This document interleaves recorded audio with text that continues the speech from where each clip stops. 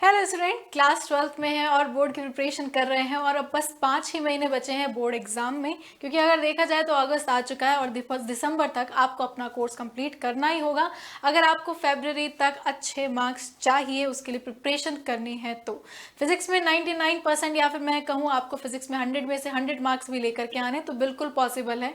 आज की क्लास में मैं आपको इन 5 महीनों का मतलब अगस्त से लेकर के दिसंबर तक का टाइम टेबल बताऊंगी, जिससे कि आप फिजिक्स में 100 में से 100 मार्क्स अभी भी लेकर के आ सकते हैं।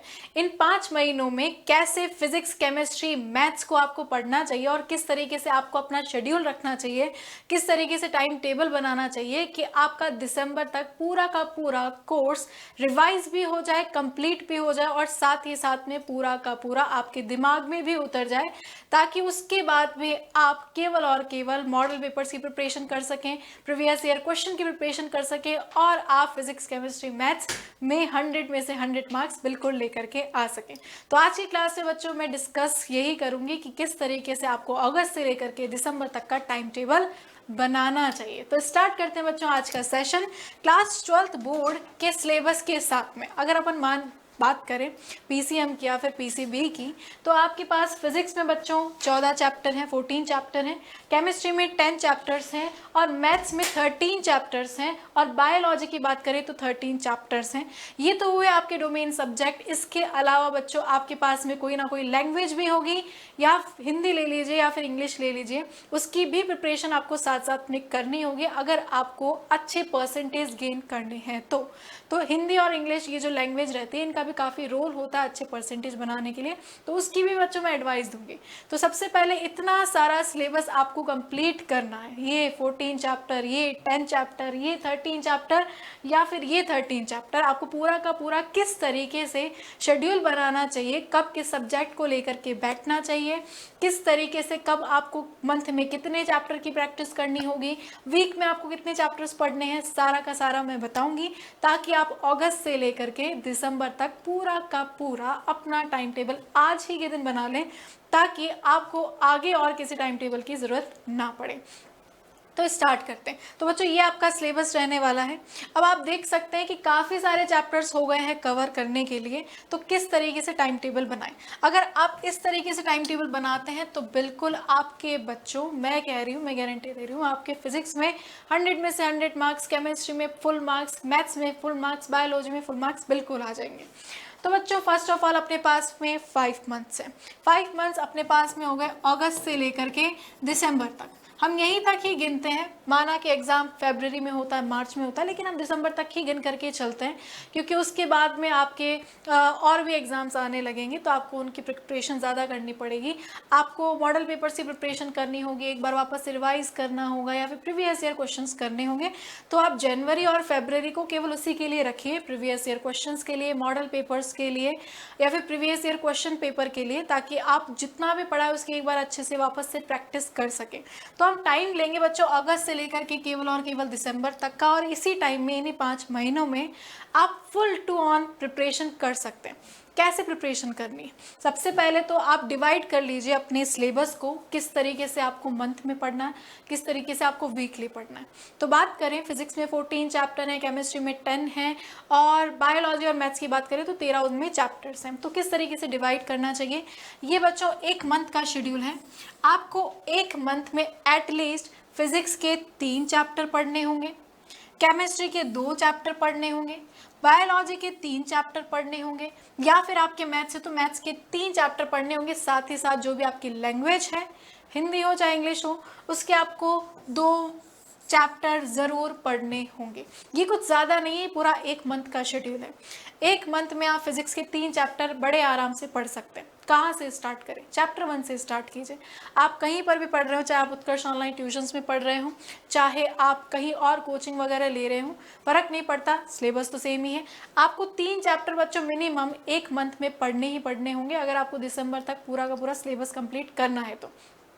केमिस्ट्री में 2 चैप्टर ले लीजिए, बायोलॉजी में 3 चैप्टर ले लीजिए, या फिर मैथ्स में आप 3 चैप्टर ले लीजिए, और लैंग्वेज को बिल्कुल नहीं छोड़ना है, साथ में आपको लैंग्वेज को भी लेकर के चलना है। ये तो हुआ पूरा एक मंथ का। अब इसको पढ़ेंगे कैसे? अब अपन एक वीक का करते हैं। अगर आपको एक मंथ में बच्चों फिजिक्स के 3 चैप्टर करने हैं तो मतलब आपको एक वीक में फिजिक्स का एक चैप्टर तो करना ही होगा। अब एक वीक मतलब कि 7 दिन में फिजिक्स का एक चैप्टर पढ़ना कोई बड़ी बात नहीं है, बिल्कुल पढ़ सकते हो। फिजिक्स का एक चैप्टर, केमिस्ट्री का एक चैप्टर, बायोलॉजी का एक चैप्टर, मैथ्स का एक चैप्टर और लैंग्वेज का एक चैप्टर, मतलब कि आपको 4 चैप्टर अलग अलग सब्जेक्ट के एक वीक में पढ़ने ही होंगे। अगर बच्चों आप एक घंटा भी एक सब्जेक्ट को देते हैं तो 4 घंटों में आपका पूरे वीक में आप 4 घंटे देंगे हर दिन, तो आपका ये सब कुछ कवर हो जाएगा। तो आप अपने दिमाग में बिठा लीजिए कि आपको अपनी कोचिंग के अलावा, अपनी स्कूल के अलावा सेल्फ स्टडी को कम से कम 4 घंटे तो देने ही हैं। सेल्फ स्टडी के लिए आपको बच्चों एटलीस्ट 4 घंटे तो देने ही देने होंगे ना, तभी जाकर के क्लास 12th में हैं आप, क्लास 12th की प्रिपरेशन कर रहे हैं, बोर्ड में अच्छे मार्क्स भी चाहिए, तो एटलीस्ट 4 घंटे आपको सेल्फ स्टडी में देने होंगे।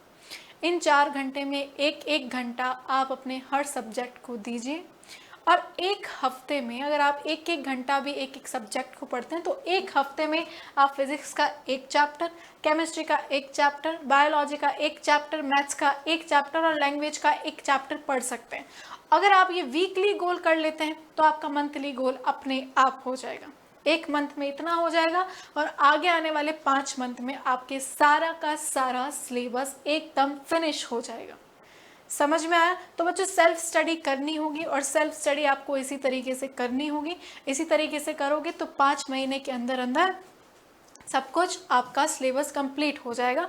तो आज ही अपना ऐसा शेड्यूल बनाइए 4 घंटे का, और उसमें सब कुछ लिख करके रखिए कि आज 1 घंटा मुझे फिजिक्स का ये इलेक्ट्रोस्टैटिक का ये चैप्टर स्टडी करना है, इतना तक का स्टडी करना है, पूरा एक चैप्टर एक दिन में नहीं, एक वीक में पूरा चैप्टर करना है। केमिस्ट्री का मुझे 1 घंटे में ये करना है, मैथ्स का मुझे 1 घंटे में ये करना है। तो आप अपना उस तरीके से शेड्यूल बना करके चले, टाइम टेबल आप खुद बनाइए, खुद के कन्वीनियंस के हिसाब से कौन से दिन के 4 घंटे आपको यहाँ पर सेल्फ स्टडी को देने हैं। क्लियर? चलिए, अब कैसे पढ़ाई करें, स्टडी कैसे करें? शेड्यूल बना लिया, सब कुछ हो गया, 5 महीने तक का शेड्यूल बना लिया, लेकिन पढ़ाई किस तरीके से करें?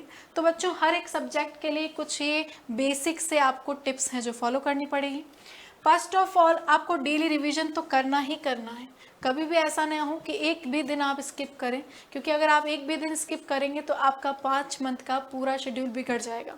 तो आपको एक भी दिन स्किप नहीं करना है, डेली आपको रिवीजन करना ही करना है, जैसा कि बताया गया है। डेली रिवीजन करेंगे आप अपने डेली के गोल्स कि आज मुझे इतना तो करना है, ये वीक में इतना करना है, वीकली गोल्स या फिर मंथली गोल्स को पूरा ज़रूर करें।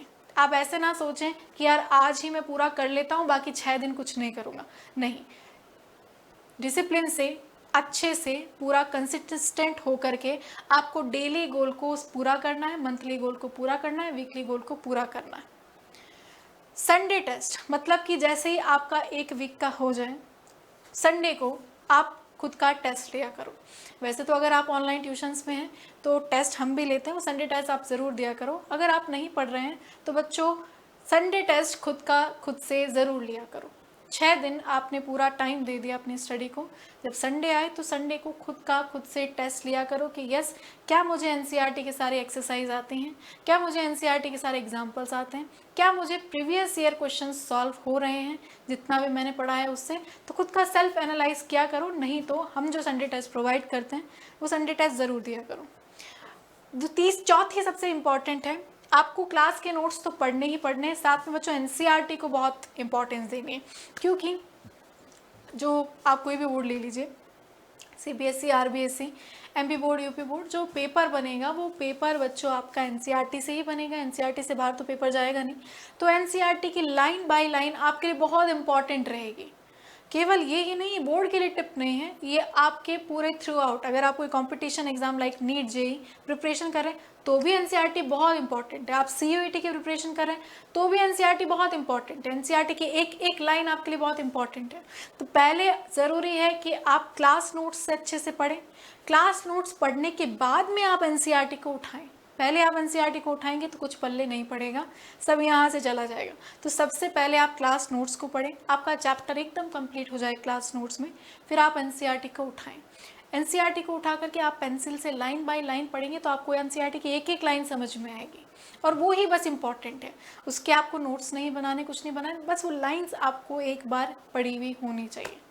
एनसीईआरटी बहुत इंपॉर्टेंट है। तो ये थी बच्चों कुछ टिप्स आपके फिजिक्स में, केमिस्ट्री में, मैथ्स में, या फिर ओवरऑल 99% गेन करने के लिए। इन टिप्स को फॉलो करें और आज ही बच्चों शेड्यूल बनाएं और बताएं कि वीडियो कैसा लगा। अब ऐसी तरीके से मिलते रहेंगे अगले सेशन में। तब तक के लिए बच्चों you take care and bye bye.